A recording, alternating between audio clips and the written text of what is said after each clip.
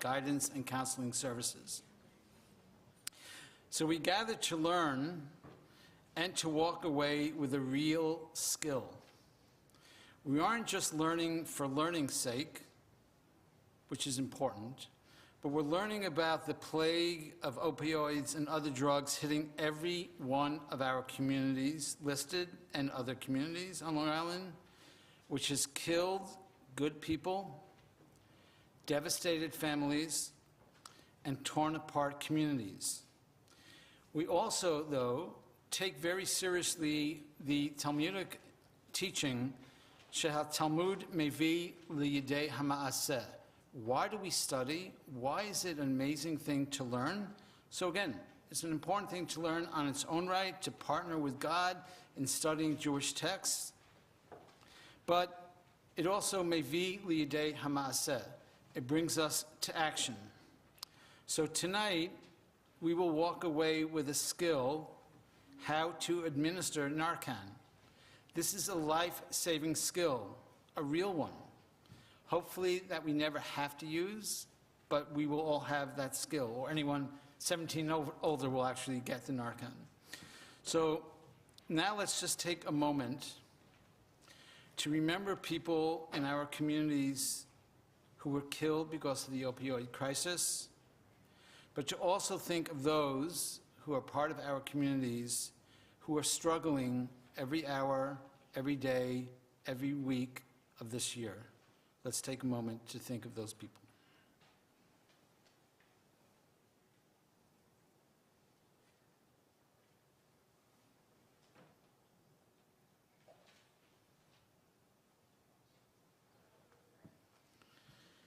And it is my pleasure to introduce Rebecca Altman, who will introduce our speakers.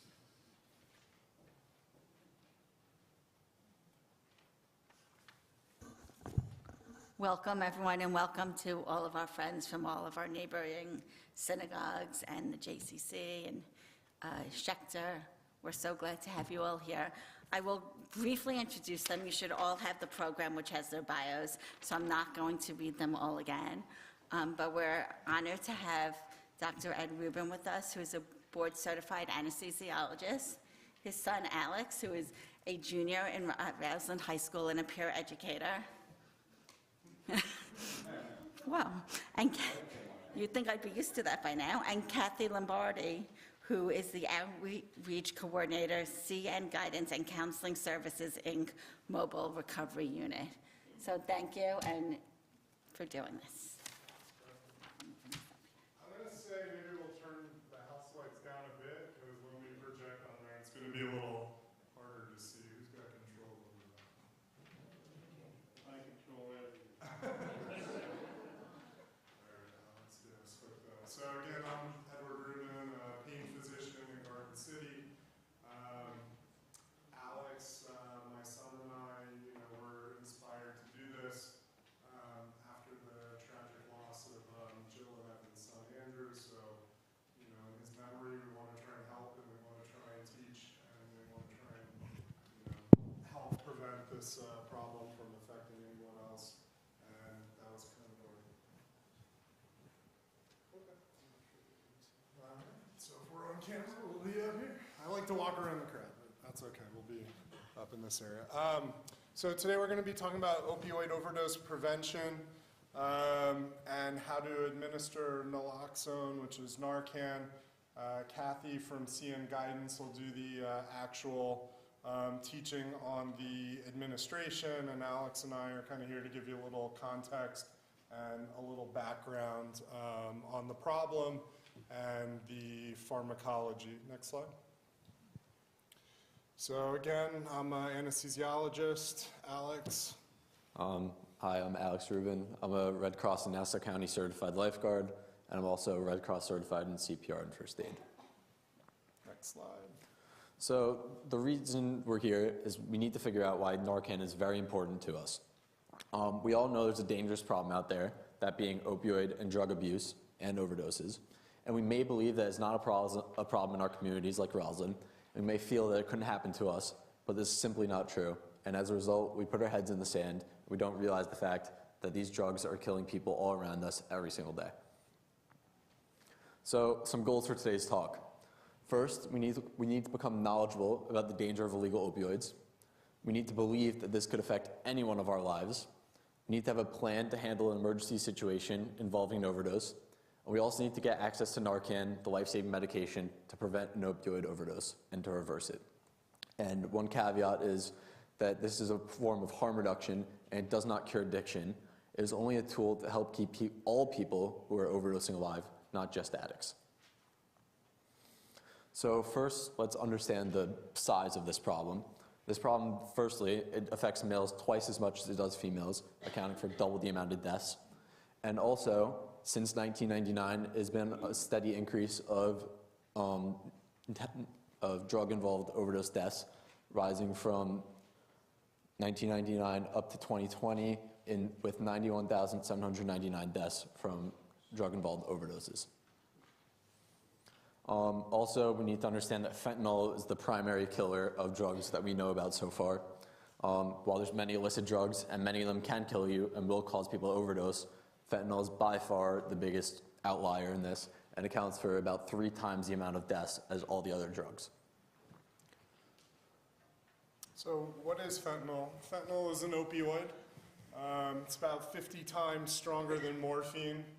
It's quite inexpensive. In the surgical center that I operate, I can buy a vial of fentanyl for about $2. That would probably be enough fentanyl to administer for 2 gallbladder surgeries. So you're talking very little amounts of money for this medication, so it's cheap. The problem that we're having with fentanyl isn't so much people going out to try and get fentanyl, it's the fact that it's being laced in other drugs. So you think you're purchasing drug A and you're unknowingly getting fentanyl laced in that drug. They're finding it in cocaine, heroin, oxycodone, Xanax, and even in marijuana compounds. So, users don't realize that they're about to do fentanyl, and that's what makes it even more dangerous. In 2020, about 75% of all the overdose deaths involved in opioids such as fentanyl. And the DEA routinely tests these drugs that they confiscate off the street. And according to their data, 26% of the tablets that they tested were a fatal dose of fentanyl. Now, in the crowd here, there's some Gen X, some baby boomers. Back in the day, experimentation was probably not going to kill you. And you probably had some sort of connection to whoever you were getting something from. But, right now, this minute, an opioid-naive kid taking a pill, you're talking a 1 in 4 chance of death. So they don't know what they're getting, and when you're getting things illicitly and you don't know what's in it, you don't realize how dangerous it can be. Next slide. So some other things to really take in are that the age of these people that are dying from fentanyl is not just people in college that are going to frat parties, it's also kids in middle school and high school that are here today at the same age. Kids as young as 13 are dying from fentanyl overdoses from drug experimentation. I'd also like to show you, this bag is about enough pills to kill maybe 2-3 people in the room. For if you don't have a tolerance to opioids, maybe a couple more, but not very many. This bag of what should be fentanyl could kill the entire room and more. So this little bag probably costs a couple bucks to make. This one's expensive, so they'll cut this into these pills to make their drug stronger and cheaper to produce with the same effect and much more deadly. These drug cartels that are making these drugs also do not mix the drugs properly. In a lab, you'd mix it in solution and make sure that every drug is evenly distributed with the amount of drug that you need. Many of these drug cartels, when they're making the drugs, just have a big blender and blend it all together and hope that it mixes, which it does not, and it results in people dying. Also, it's very hard to distinguish what's real and what's fake. These drug cartels have become very well versed in how to make these drugs look real. So for example, with the blue pill over there, the top pill is an authentic oxycodone pill from a pharmacy, and the bottom is a fake pill from a drug cartel. And the same is true for the top middle one, red, and the bottom, red also. The same with the right. So it's very hard to tell the difference, and you should never take a drug even if you think you know what's in it. So how does fentanyl kill you? Opioids are central nervous system depressants. Basically, they bind to the respiratory center in your brainstem, in the medulla, and it suppresses your body's urge to breathe. So that's the mechanism of why it kills you. Essentially, your breathing slows down, you're not getting enough oxygen, vicious cycle, go into cardiac arrest. So it's a respiratory process and respiratory suppression that causes the death. Next. So some risk factors for an overdose are, first, decreased tolerance. Experienced users have a much lesser chance of dying just because they have tolerance to the drug and they've been taking it for a long time. And this is especially important to young people experimenting because they have zero tolerance to the drug and they're at the greatest risk of overdosing. Mixing drugs like alcohol, benzodiazepines, stimulants, and opioids are never a good idea, and those can also lead to overdoses or bad reactions between drugs, which are deadly. Pre-existing health issues, especially respiratory, due to the central nervous system depression. So depressed breathing and liver, depressed metabolism, which causes the drug to stay in your system for longer. And using it alone with no one around you to help. Many times drug users stay together in houses together so that they can be around other people to help save them if something happens to them. And during 2020 especially, and lockdown that ensued after, many more people died because they were in lockdown and started using it alone instead of with friends to help save them if they overdose. So some signs of an overdose to look for are pale or clammy skin, bluish or pale lips and fingernails, a limp body, slow or no breathing, vomiting or foaming at the mouth, and difficult or not able to be awakened. And heroin dose, this is another caveat, heroin overdoses don't happen immediately and could happen over the course of 1 to 3 hours. However, fentanyl can kill you within minutes. So that is very important to also understand. Next slide. So how does Narcan work? Essentially, Narcan displaces the opioid from the opioid receptor. So it kicks the opioid out, binds to the receptor more tightly than the opioid, and thereby reverses the effects of fentanyl. Next slide. So some key points here is that it's reversing the effects of opioid in the brain, thus allowing you to start breathing again. So that respiratory depression effect will be reversed.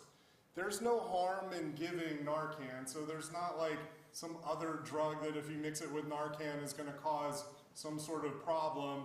If you don't know what's going on and you just give it, there's really very little downside to doing that. But there's one key thing that you have to know. You've always got to call for help and call for help right away. This is not a long-term solution. This is a 30-ish, maybe 90-minute solution. The Narcan's going to wear off and the opioids are going to kick in again, depending on what they took and how long it's in their system. So this is just buying you time to get help. And so you should never just give Narcan and say, okay, problem solved, let's go on with our night. You always need to call for help because there's a chance they could re-narcotize when the Narcan wears off. That's it. So keep in mind, you gotta act quickly. Takes only 7 minutes without oxygen before you're gonna have somebody that you don't really wanna bring back. So you don't have a lot of time. So step one, stimulate the person, just like they teach in CPR, Annie, are you okay? You could rub the jaw thrust. Get help started as fast as possible. Don't putz around, call 911, even if you're running to get the Narcan because you have it in the house or in your bag or whatever, but start that process quickly so that help is coming no matter what. And then administer the Narcan, and if you're trained, this is not a basic life support class, but if you know rescue breathing, that's definitely a plus. But the key take home here is just call for help first. first and call for help fast and get that underway, even as you're getting ready to give the Narcan. Next one. I'm going to introduce Kathy from CN Guidance and Counseling. So she's going to do the official Narcan training part of this.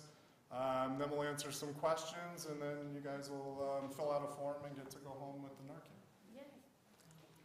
Thank you. All right. I'm more than 6 feet, so I'm going to take this off right now.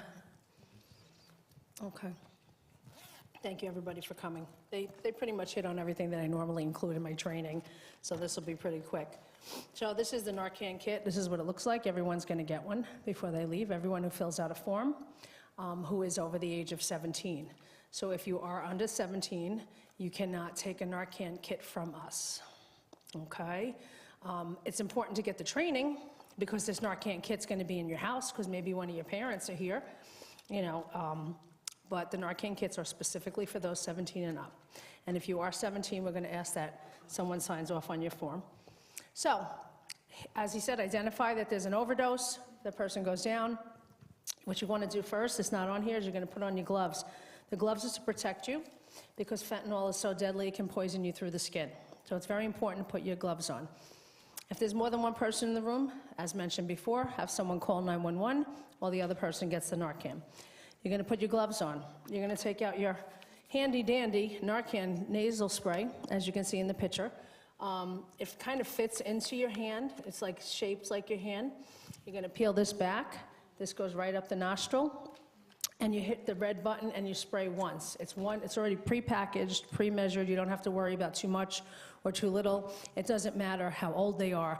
It doesn't matter how much they weigh. It's pre-packaged. It can't hurt you if it's not. So that's one of the things, too, that's really important. Like the person who went down can't tell you what they took because they went down. They're unconscious. They're not breathing. So it's more important to get the Narcan in them than worry about what's going on. So you do your Narcan. I think it's the next slide, please. Tilt the person's head back while supporting their neck. You're going to place it in one nostril, hit the button, press a plunger firmly. Next.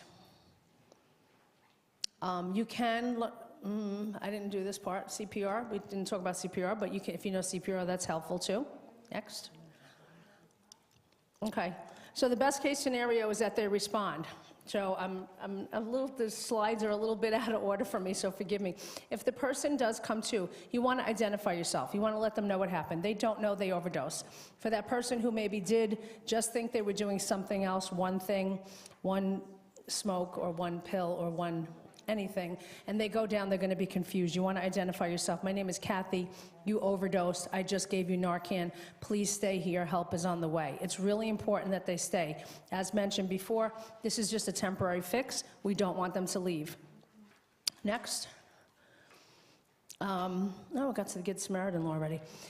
If the person tries, is awake now, there's a chance that they could vomit, there's a chance it's going to be very uncomfortable for them, it's like an instant withdrawal. You want to turn them onto their side. There's something called a rescue position, where you turn them onto the side, so if they should vomit, that they won't choke, because that's really important.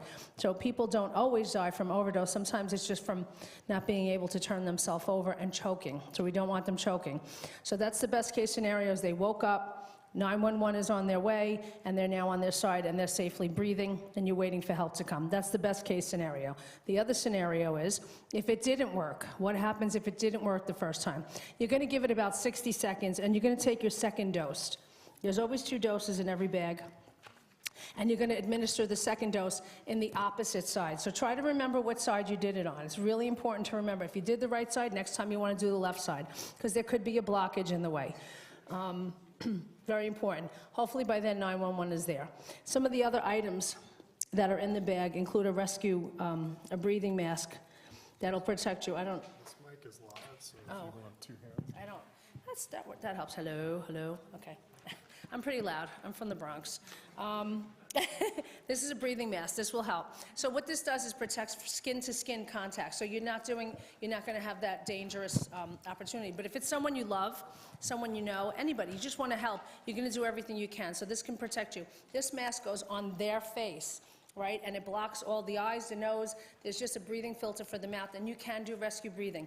Everything that I'm saying is written on a piece of paper inside of here. So let's just say you haven't opened this kit in 6 months, and it's 6 months from now, and you totally forgot everything you heard. Don't panic. The instructions are in here. All right, and it's pictures. It's a picture of a phone, it's a picture of a nose, it's a picture of the rescue position. Everything is in this little package. So you have your Narcan, your gloves, your mask, and there's a certification card in here. I don't know if that's on the screen. We'll get to the Good Samaritan law. I usually save that for last. This is a certification card. When you get home, you're going to fill this out. This says that you've been trained. This is stamped by our prescriber, right, because these are medications. This says that the doctor prescribed this and you are trained to save a life. This is really important to have.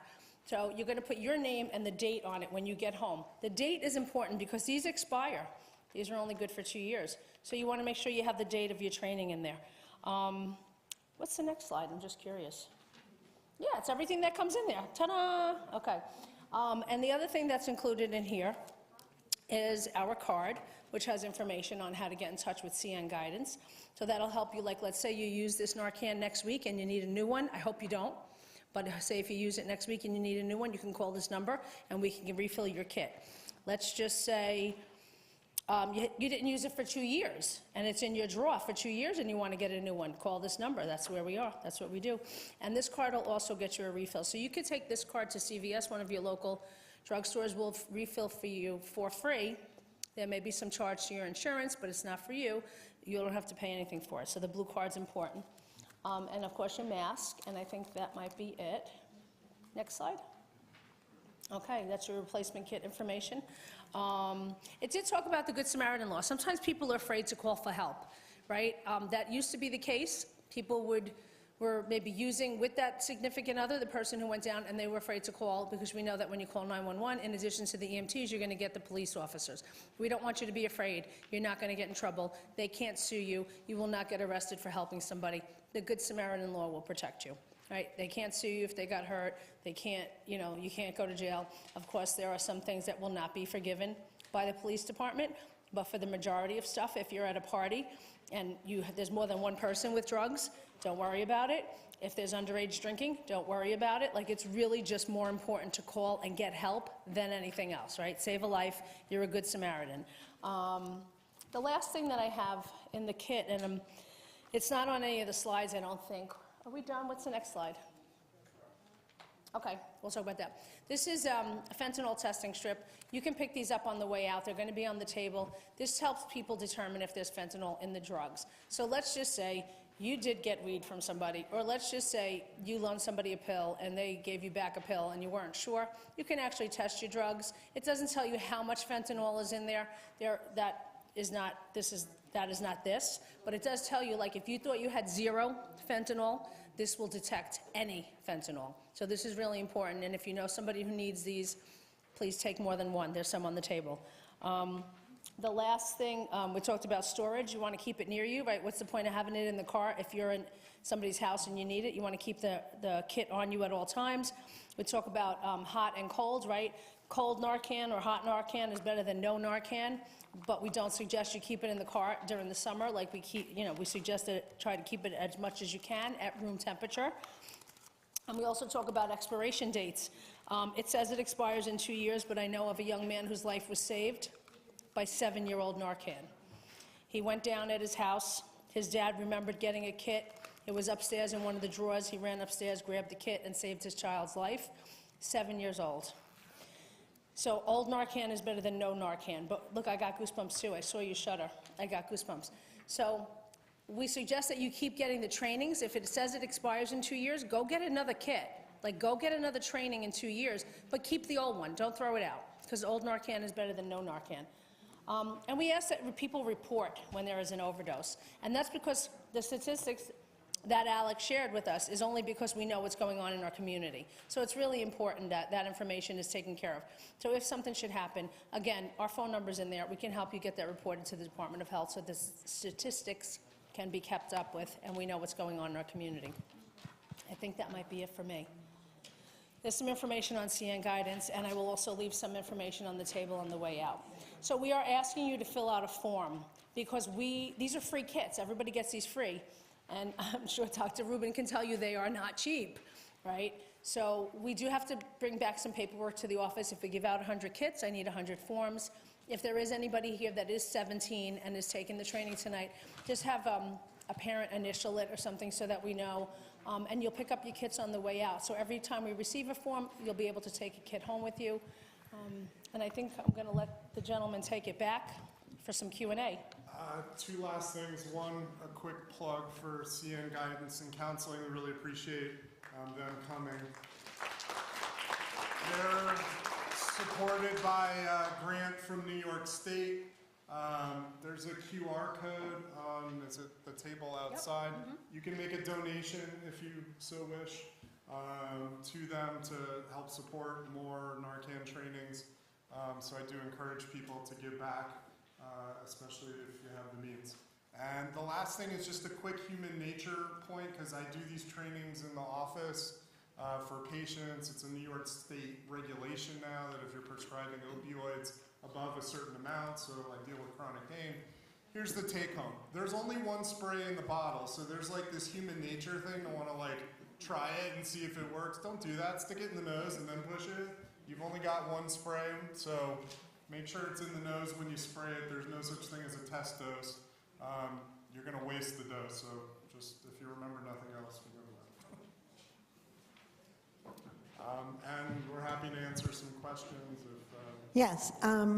My name is Cindy Feldman, and I want to thank each and every one of you for being in this room. Many of you I know, and those that I don't, I want to know you. So thank you for being here. And I want to thank you so much for your presentation. It's powerful, and it gives us that ability to act. But I'm going to ask anyone who's interested in having asking a question, please come up and form a line. I'll start off the first question. Firstly, Narcan is really important, but I also want to point out that many times you had mentioned the test strips for the fentanyl. A lot of times what's going on, with my understanding, is that people are using and they expect there to be some fentanyl in that street jug. So they don't know how much is in there, and the strip doesn't tell them that. So if, sometimes you're desperate as a user and you'll say, okay, there's some, I expect that, and you just use it. That's dangerous. So can't rely on those strips. But there is something else going on in partnership with this, which is called drug checking. And that is a machine that is very expensive and difficult to access at the moment. But we're hoping to change that in the community. And my question for you is, will CN be doing this what it does is it checks the amount of the fentanyl in the pill or in the powder or whatever it is, but it can help make that decision more intelligently. So my question is, do you think that there'll come a point, I know in New York City, they are now doing this at 2 OPCs, where they are having people come in and do those drug checks. So my question is, do you think that the mobile unit will one day do that? Well, I would hope so. I would hope so that we, through funding, get, the technology that we need. I know that there are a lot of places that offer addicts the opportunity to use safely, whether it's, what is the word? I want to say shooting, but hypodermic needle exchange, or just safe environments where people can monitor you. We hit on it. If you're alone in COVID, you use alone, you die alone, right? So there are places where you can go and actually use, and people will monitor you and watch you. And there's a country, I don't even know where it was, but they had like 100,000 overdoses and only 2 deaths, right? So these places will help, and having technology like that will, continue to save lives. Is the funding there? I don't know. Obviously it's probably a very expensive machine. So. I have a lab in my office. It's about $75 a specimen to check. Wow. So I don't see that as being really, it's going to be cost prohibitive. And let's take one step back for a second, that this talk is not about condoning using or trying to make it safe to get high. It's about saving lives and getting people help. So, you know, we're not here to say how to do it safely per se. We're not trying to condone drug use. You know, we don't want people to use, but if we happen across a situation where we can help somebody, then, you know, we're here to help them. But I think at the price point, realistically, of what that is, like, I don't see that as people going out and paying that much money to find out what's in there. No, I wasn't suggesting that they would. I was suggesting that it would be provided gratis as a community service. I mean, personally, if I saw fentanyl in anything, I wouldn't touch this stuff. Right. That'd be my take home. Right. Not how much is it Absolutely. safe. It's in there, Absolutely. I'm not taking that. Absolutely.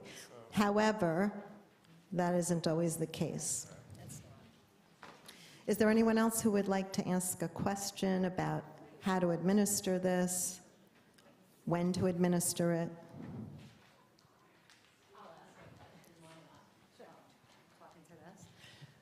Is this something that we should be like teaching the kids at home? Because if they go to a party and they take something that's deadly, me having this kid at home isn't going to do anything.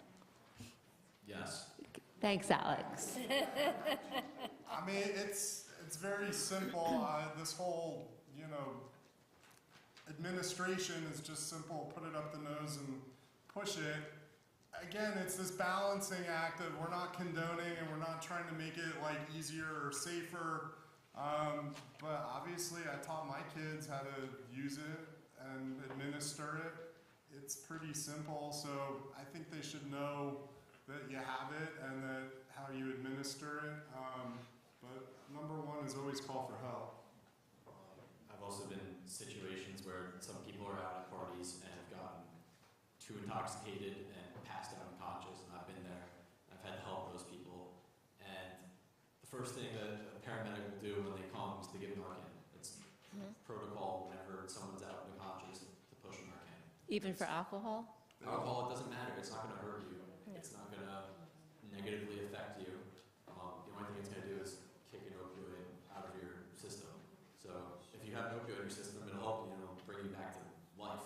If not, it's not going to hurt you, and you have another problem on your hands. But most of these drug overdoses are happening from fentanyl and synthetic opioids, so it's really important that you have that drug with you. I think it's important to have in the house, you know, as the doctor says, you know, patients go home after surgery with pain pills. There are fentanyl pain patches. We have our own family members that are taking drugs as prescribed. But there's other stuff that comes into play with stuff like that. I've heard stories of people who had fentanyl patches, and then the nurse comes and gives them a Percocet because they're scheduled, you know, and it's just like the mixing of the drugs. Anybody can go down, even Aunt Mary, or, you know, it could happen to anybody. It's not just the illicit drugs that are in the street. It can happen in the home. You know, it could be the teenager who finds something in a medicine cabinet and just wants to try one. You know, so I think it's important for any age to get the training. It's just because it's a medication, you have to be 17. But like we were told that anybody can sit through the training, 12-year-old, 13-year-old, 14-year-old, as long as they have a parent with them, and then when they get home, that parent takes that Narcan, you know, and it's in the house, the child knows how to use it. It's that simple, like it's that easy, like to save a life. Call 911 and get the Narcan in. So I personally don't think there should be a restriction on the training, on learning it. I think it's really important. It's just because it's a medication, I can't disperse medication to anybody underage. It's illegal. Yeah. Hold on 1 second. Do public establishments such as restaurants, stores have Narcan kits available readily? Is it mandated, or is it a matter of luck? It's not like AEDs yet. I think we'll get there one day, but it's not as readily available as you'd like to think. I'm working on it. I'm working on it. So we've approached, there's currently a councilman in Brooklyn. So in New York City, he's already pushing for it to become a requirement at restaurants and bars and nightclubs. There should be one behind every bar, right? Like, just like the AED. So he's pushing for it. I think what will happen is it might get pushed through in New York City first and then come out to this area, like come out to Long Island. Takes us a little bit longer. I have been approaching restaurant owners and bar club owners and saying, hey, why don't get ahead of the curve, learn now, Because when it becomes mandatory, everyone's going to want to get a training. So if you know of anybody who owns a restaurant or bar or nightclub and would like Narcan training, that's what we do. We're just trying to educate people. It's important. Is there anyone else with a question? I'm sorry. She's got the microphone, sorry. I don't know if I was paying attention, or I am a little fuzzy about your telling me that you use gloves to, to administer the Narcan. But then you're saying it's not, if somebody is not doing an overdose or, fentanyl or whatever, it's not harmful. And then the mouth-to-mouth resuscitation. So for me, it's a little bit fuzzy in that area. Well, what we're trying to say is, let's say it really is fentanyl that they took, and it's on them. If you touch it, fentanyl can absorb through your skin and affect you. So as a medical professional, everyone we lay hands on, we typically put gloves on. It's just called universal precaution. So the gloves are a precaution that if you're touching fentanyl unknowingly, that it won't get into your skin, or you could touch it and touch yourself. That's also a thing with rescue breathing, like if it's in their mouth and you're giving them CPR, you could get it as well. I know there's some viral videos of police officers going down and things like that. So the gloves is really just universal precautions because you don't know what you're touching sometimes. Thank you. So it's not the Narcan that is... The Narcan's not dangerous. It is the fentanyl that you're afraid of getting in your you system. might be exposed to. Thank you. The only thing that's worse than someone overdosing and being on the ground is two people overdosing and being on the ground. So you don't Right. overdose yourself and make the situation twice as bad as it has to be.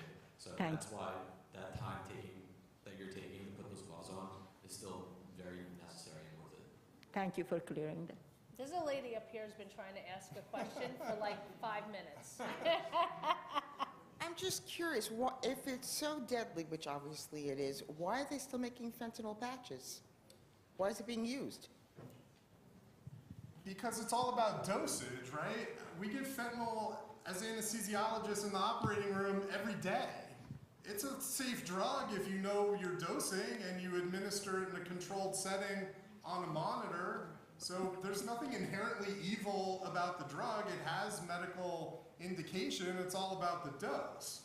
So, it's being cut in things, and not to scare you guys even more, but now there's a new drug called ISO. Have you come across this?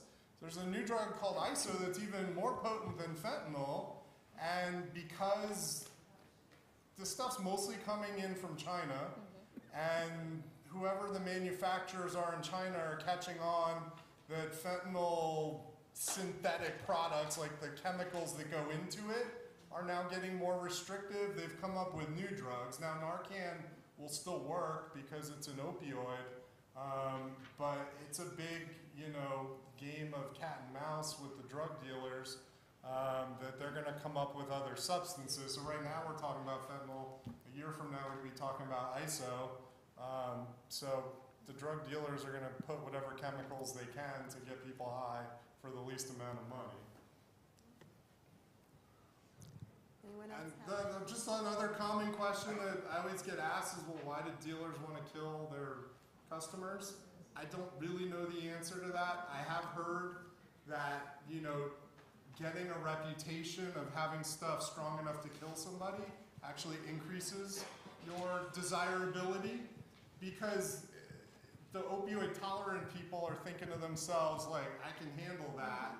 That person died because, they couldn't handle it. So in a sick way, there's sometimes a reputation that your stuff's that good that it can kill people.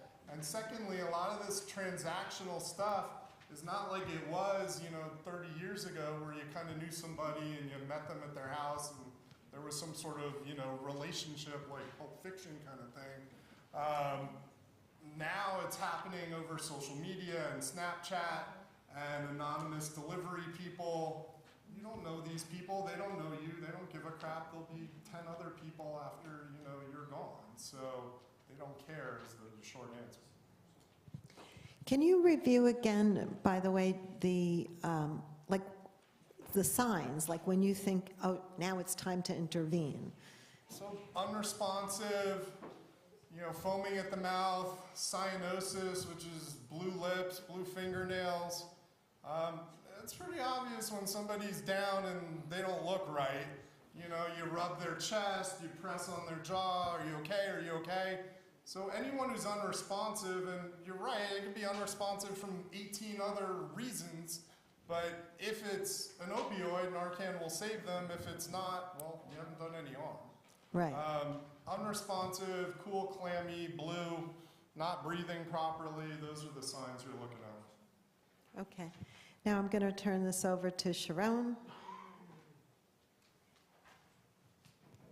I want to thank the three of you for really taking the time and informing us.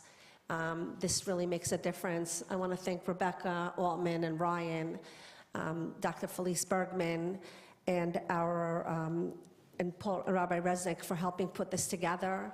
And to all our partners, we're all here to be agents of change, to inform people. We will be continuing a multiple series of programming, not to get to this point. So we will bring much awareness to our community, and we're opening to all our partners who are here with us. We're open to Old Westbury, to Schechter, to Shelter Rock, to St. Jacobson, to Temple Sinai. And if there are more partners who want to join us, please, we just want to bring the information. And we're grateful for everyone for coming and being part of this. Thank you again. And just in closing, I wanted to also let you know that there is a multicultural event on next Sunday at 3 p.m. in the afternoon, and it's open to the public. And we do hope that you will come. This is to... Do you have it? Yeah, this Sunday. This Sunday. That's right, at 3 p.m. And it is going to be music and dance, and it's an anti-hate program, and we hope that you will join us.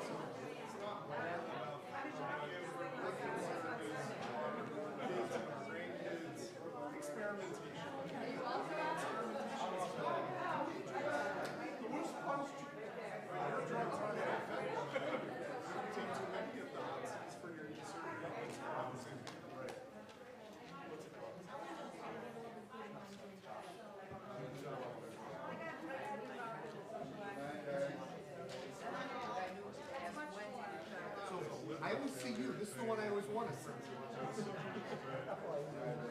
Your meds are non-fentanyl.